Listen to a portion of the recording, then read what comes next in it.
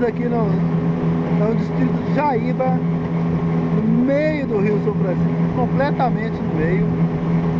A gente acompanha o final de uma ilha, a ilha pelo qual a gente está, eu, o Cristiano, o Reginaldo está hospedado.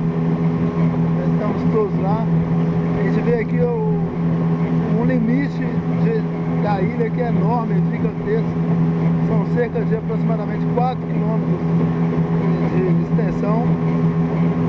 E aí dá para sentir um pouco a grandeza do Velho Chico, a riqueza, o enorme volume de água, que é difícil de dizer se visualmente vai ser possível imaginar pela internet, mas pessoalmente é uma coisa incrível. Tá aí o final, o início da ilha. O rio é todo beirado de mato.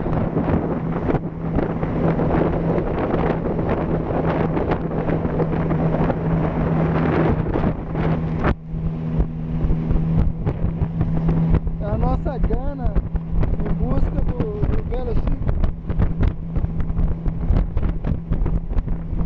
e seus caboclos d'água, né?